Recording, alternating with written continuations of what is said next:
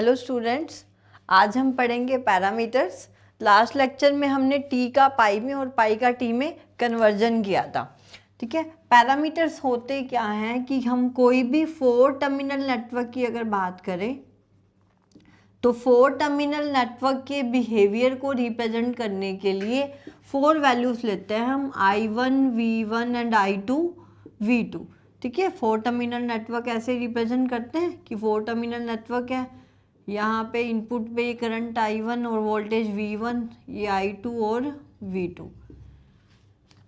तो इन 4 वैल्यूज हैं I1, V1, I2, V2 के फॉर्म में एक्सप्रेस करने के लिए, इसकी फॉर्म में व्यक्त करने के लिए प्राचलों का यूज किया जाता है और उन्हें ही पैरामीटर्स यानी प्राचल कहते हैं। तो बेसिकली 4 टर्मिनल नेटवर्क्स के बिहेवियर को रिप्रेजेंट करने के लिए इन 4 वैल्यूज के रूप में प्राचलों को डिफाइन किया जाता है। पैरामीटर्स 3 टाइप के होते हैं, Z, Y और H पैरामीटर। पैरामीटर्स को लर्न करने के लिए आपको 3 बातें ध्यान रखनी होगी कि इसके लिए इंडिपेंडेंट वेरिएबल्स क्या क्या हैं। वेरिएबल्स 2 टाइप के होते हैं, dependent variables and independent variables. Dependent and independent variables. Independent variables यानी इंडिपेंडेंट होते हैं स्वतंत्र चर और डिपेंडेंट को हम कहते हैं असवतंत्र चर। जैसे मैंने अलजेब्रिक इक्वेशन लिखी y = x² प्लस में 3x माइनस में 4, तो algebraic equation y = x² plus 3x minus 4 में देखो x जो है वो y पे डिपेंड, x y पे डिपेंड नहीं कर रहा, तो x तो क्या होगा, इंडिपेंडेंट होगा। ठीक है, लेकिन y x की फॉर्म में लिखा है, यानी y फंक्शन है x का, तो y को हम क्या कहेंगे, इंडिपेंडेंट वेरिएबल यानी कि स्वतंत्र चर। तो ऐसे ही पैरामीटर्स को लिखते वक्त पैरामीटर्स 3 टाइप के होते हैं, Z parameter, Y and H parameter. ये आपको लर्न रखना है पैरामीटर्स में कि इंडिपेंडेंट और डिपेंडेंट वेरिएबल्स कौन कौन से होंगे। अगर आपने ये याद कर लिया तो पूरे पैरामीटर्स का फॉर्मुलिज्म बहुत ईजी है। तो Z पैरामीटर के लिए आप देखो इंडिपेंडेंट वेरिएबल,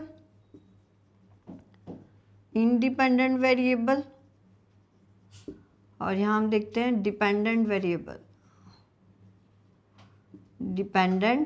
वेरिएबल। तो Z पैरामीटर के लिए इंडिपेंडेंटली स्वतंत्र चर हैं I1, I2, और डिपेंडेंट क्या हो गए, टोटल 4 ही हैं, I1 और I2, तो बच गया V1 और V2 क्या हो गया, डिपेंडेंट। ऐसे ही Y पैरामीटर्स के लिए हैं V1, V2 और यहाँ पे I1 और I2। H पैरामीटर के लिए इंडिपेंडेंट है I1, V2 और यहाँ जाएगा V1 and I1, sorry I1 V1 है तो V1 and I2, V1 and I2। ठीक है, तो इंडिपेंडेंट वेरिएबल्स जो होंगे वो आपको ध्यान रखने हैं। अब आप इसको अपने तरीके से याद रख सकते हो। बेसिकली मैंने ऐसे माइंड में रखा हुआ है कि ये y है तो y से v बना लो, तो y में इंडिपेंडेंट V1 V2 हो गया, ये लर्न हो गया तो आगे तो इजी है। y से V1 V2, Z में क्या बच गए, I1 और I2, और H में क्या आ जाएंगे, फर्स्ट इसका और सेकंड इसका उठा लो, डायगोनल उठा लो I1 और V2। ठीक है, तो ये हो गए Z, Y and H parameter. अब हम इनको डिफाइन करते हैं। सबसे पहले बात करते हैं Z पैरामीटर की। Z पैरामीटर को ओपन सर्किट इम्पीडेंस पैरामीटर भी बोला जाता है, called as the open circuit impedance. अब Z पैरामीटर में इंडिपेंडेंट वेरिएबल्स क्या थे, I1 और I2। इंडिपेंडेंट वेरिएबल्स I1 और I2।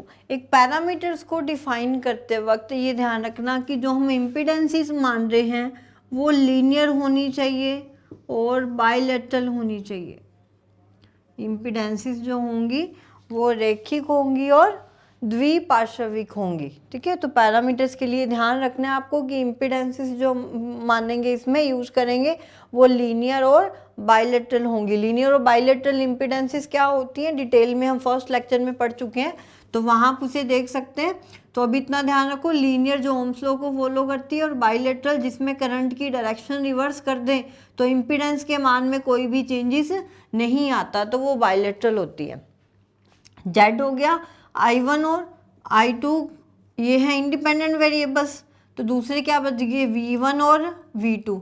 इट मीन्स हम ये कह सकते हैं V1 फंक्शन होगा I1 और I2 का, और V2 भी फंक्शन होगा I1 और I2 का। ठीक है, I1 और I2 इंडिपेंडेंट है, V1 और V2 I1 और I2 पे डिपेंड कर रही है, तो V1 फंक्शन होगा I1 I2 का, V2 भी फंक्शन होगा I1 और I2 का। अब इसका पार्शियली डिफरेंशिएशन करो, यानी आंशिक अवकलन करने पर, पार्शियल डिफरेंशिएशन यानी आंशिक अवकलन करने पर, आंशिक अवकलन करने पर, तो आंशिक अवकलन करोगे तो इसे यूं लिख सकते हो dV1 इक्वल्स टू V1 का पहले I1 के with respect to del I1, फिर I2 के with respect to del I2 dI2। ये इक्वेशन फर्स्ट मान लो, ये सेकंड, तो फर्स्ट एंड सेकंड का आंशिक अवकलन कर रहे हैं। सेकंड को लिखोगे dV2, ये हो जाएगा डेल V2 अपॉन में del I1 dI1 plus del V2 over में del I2 over into dI2। अभी मैंने आपको ये कहा था कि जो इम्पीडेंसेस हैं वो क्या होंगी, लीनियर और बाइलेटरल होंगी। अगर ये लीनियर और बाइलेटरल है, लीनियर का मतलब कि वोल्टेज यानी कि पोटेंशियल डिफरेंस और करंट में ग्राफ प्लॉट करें तो स्ट्रेट लाइन आती है। अब इसकी आप स्लोप लोगे अगर, तो डेल V ओवर में डेल I, कोई भी 2 पॉइंट्स ले लो, तो इसकी जब आप स्लोप लोगे डेल V ओवर में डेल I, क्योंकि स्ट्रेट लाइन है तो किसी भी 2 पॉइंट्स पे स्लोप लोगे तो वो सेम ही आएगी, तो उसको V अपॉन I के इक्वल लिख सकते हैं। तो यहाँ पे डेल V ओवर में डेल I को V अपॉन I लिखा जा सकता है। तो इसे आप यूँ भी कह सकते हो कि dV1, आगे फर्दर इसे लिखोगे V1, ये होगा V1 अपॉन में I1, ठीक है, V1 अपॉन में I1 इंटू dI1। तो ऐसे रिप्रेजेंट करोगे तो पूरी इक्वेशन जो बनेगी वो डायरेक्ट मैं लिखती हूँ। V1 को आप लिख लोगे V1 अपॉन I1, यहाँ हो जाएगा Z11 I1 plus Z12 I2, और V2 क्या हो जाएगा Z21 I1 plus Z22 I2। ये कैसे लिखा, V1 अपॉन I1 की जगह यहाँ Z11 कर दिया और V1 अपॉन I2 की जगह Z12 कर दिया। इट मीन्स Z11 की वैल्यू क्या है, V1 अपॉन I1, Z12 की वैल्यू देखो V1 अपॉन में I2, ठीक है, और Z21 क्या है, Z21 है V2 अपॉन में I1, V2 अपॉन में I1, और Z22 क्या है, V2 अपॉन में I2। अब ये इम्पीडेंसेस क्या है, V1 अपॉन में I1, ठीक है, V1 अपॉन I1। इस इक्वेशन में देखो, ये इक्वेशन मान लो थर्ड और ये हो गई फोर्थ, तो इक्वेशन थर्ड और फोर्थ में V1 अपॉन I1 अगर निकालना है, V1 अपॉन I1 हो जाएगा Z11, और I2 क्या करना होगा आपको यहाँ पे 0। जब I2 0 कर दोगे, ये टर्म 0 हो गई, तो V1 अपॉन I1 किसके इक्वल आ गया, Z11 के। ऐसे ही अगर मुझे V1 अपॉन में I2 देखना है, V1 अपॉन में I2, I1 को 0 कर दूं तो ये Z12 को इक्वल आ गया I1 0, और V2 अपॉन में I1 ये हो गया Z21 के इक्वल, यहाँ पे भी I2 0।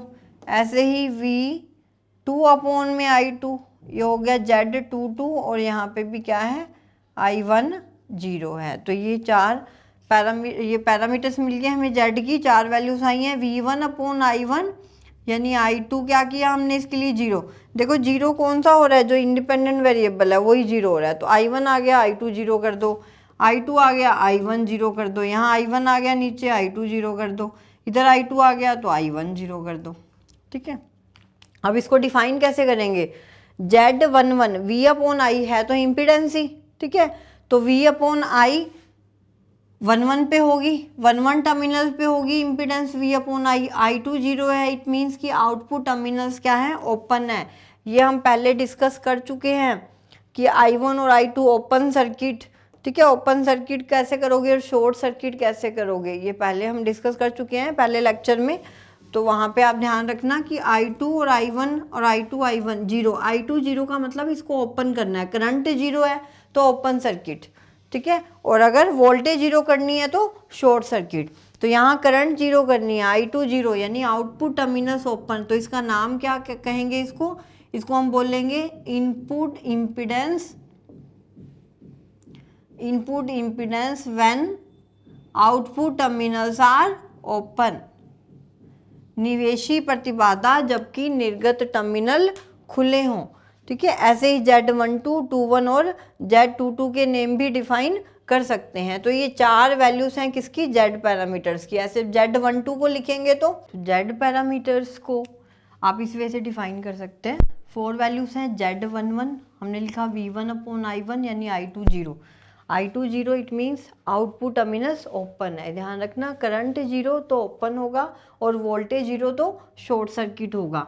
तो I2 जीरो यानी input impedance when output terminals are open, जब निर्गत टर्मिनल खुले हों, तो इसे कहेंगे निवेशी प्रतिबाधा जबकि निर्गत टर्मिनल खुले हों, ठीक है। तो इनपुट इम्पीडेंस है इसलिए इसको नाम दे देते हैं ZI, इसको ZI भी लिख सकते हैं, ठीक है। जनरली जब हम यूज करेंगे तो ZI की फॉर्म में लिखेंगे।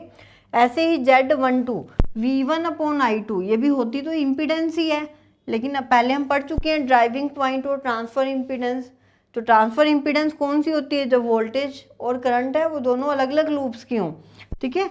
तो V1/I2 आ गया तो ये क्या होगी, ट्रांसफर इम्पीडेंस होगी। तो V1/I2 रिवर्स में मतलब I2 यानी दूसरे वाले की करंट है तो इसे बोलते हैं reverse transfer impedance when input terminals are open. तो नाम आपको वैसे मत लर्न करो, सिर्फ इसी से ध्यान रख लो। तो इसे कहेंगे पश्च अंतरित प्रतिबाधा जबकि निवेशी टर्मिनल खुले हों।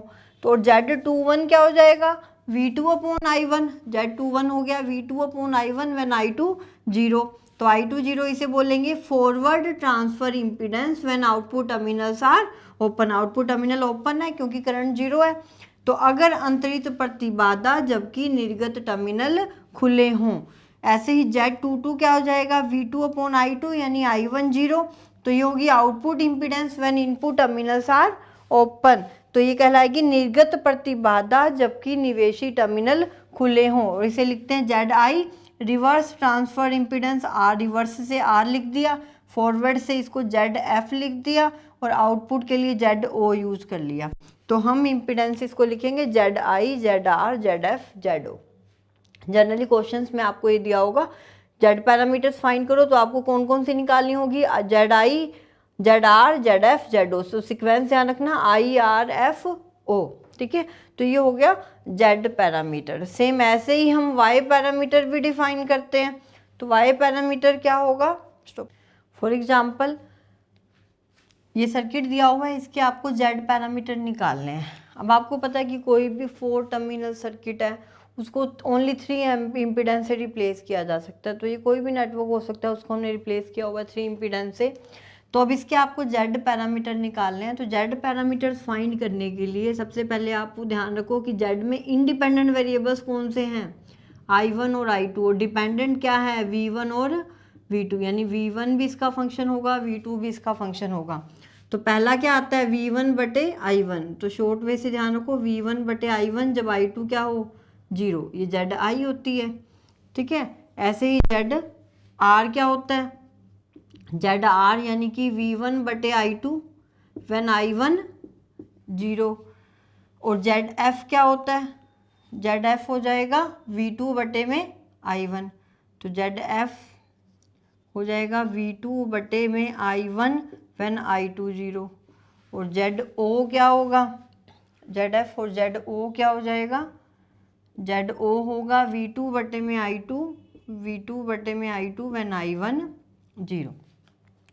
तो टोटल ये 4 इम्पीडेंस आएंगी I, R, F and O, ठीक है। अब इसका सर्किट डायग्राम बनाते हैं। तो सर्किट डायग्राम बनाने के लिए सबसे पहले I2 जीरो है, I2 जीरो कर दो, I2 जीरो यानी ओपन हो गया, इसमें से कोई भी करंट फ्लो नहीं होगी, 2 ओम वाले से कोई भी धारा प्रवाहित नहीं होगी क्योंकि I2 जीरो है। ये आ गया 1 ओम और ये हो गया 3 ओम, और 1 1 पे मेजरमेंट करनी है तो जेड आई यहाँ पे, तो टोटल इम्पीडेंस कितनी आ गई, 2 से तो कोई धारा जा ही नहीं रही, तो टोटल इम्पीडेंस क्या आ गई 1 + 3 यानी कितनी हो गई 4 ओम, 4 ओम। तो जेड आई की वैल्यू कितनी आ जाएगी 4 ओम। ऐसे ही जेड आर निकालना है तो I1 जीरो करना है, I1 अगर जीरो करना है तो 1 ओम वाले से कोई भी करंट फ्लो नहीं होगी, यानी I1 जीरो हो गया, ये था 1 ओम, ये 2 ओम और ये 3 ओम, 1 ओम से कोई धारा प्रवाहित नहीं होगी, ठीक है। यहाँ पे जेड आर आपको फाइंड करना है, यानी इस पॉइंट पे इम्पीडेंस निकालनी है, यहाँ से कोई भी धारा प्रवाहित नहीं हो रही। यहाँ वोल्टेज इस पॉइंट पे V1 मानते हैं, इस पॉइंट पे V2 मानते हैं। जब इसमें से धारा प्रवाहित नहीं होगी तो इन सिरों पर भी विभवांतर और इन सिरों पर भी विभवांतर भी क्या होगा, समान होगा, यानी कि A डैश V डैश पे भी विभवांतर भी कितना होगा 3 × V1 के इक्वल ही आएगा, और इक्वल्स टू क्या होगा 3 × अब धारा कौन सी जा रही है, I1 तो जीरो कर दी, I2 ही जा रही है, 3 × I2, तो V1 की वैल्यू कितनी आ गई 3 × I2 ये पुट कर दो तो जेड आर कितना आ गया 3I2 अपॉन में I2 से I2 कैंसिल आउट 3 ओम, तो जेड आर की वैल्यू आ गई 3 ओम। ऐसे ही जेड एफ जब हम निकालेंगे, जेड एफ के लिए हमें क्या चाहिए V2 अपॉन में I1, फॉर्मूला इसी शॉर्ट वे से याद रखो, हो ईजी रहेगा, और I2 को क्या किया है जीरो, I2 जीरो है, इसमें से धारा प्रवाहित नहीं हो रही, V2/I1 करना है, ये वोल्टेज यहाँ V2 और यहाँ पे ली V1, तो जब यहाँ धारा प्रवाहित नहीं हो रही तो इन सिरों पर विभवांतर और इन सिरों पर विभवांतर समान होगा, यानी V2 AB सिरों पर विभवांतर है तो A डैश B डैश सिरों पर विभवांतर भी कितना होगा V2, यानी 3 ओम के सिरों पर विभवांतर भी कितना होगा V2, तो V2 को आप लिख सकते हो, I2 तो जीरो है 3I1, तो ये वैल्यू पुट कर दो तो 3I1 अपॉन में I1 से I1 कैंसिल आउट, ये कितना आ गया 3 ओम, तो जेड एफ की वैल्यू कितनी आ गई 3 ओम। अब जेड ओ निकालना है, यानी आउटपुट इम्पीडेंस निकालनी है, तो V2 अपॉन में I2, तो ये तो सिंपल डायरेक्ट ही है, V2 अपॉन आउटपुट, यानी आउटपुट इम्पीडेंस है, आउटपुट वाली इनपुट में I1 जीरो है तो 1 ओम से कोई भी धारा प्रवाहित नहीं होगी, तो इन सिरों पर प्रतिबाधा कितनी आ जाएगी 2 और 3 यानी 5 ओम, ये डायरेक्टली आ जाएगा 2 + 3 = 5 ओम।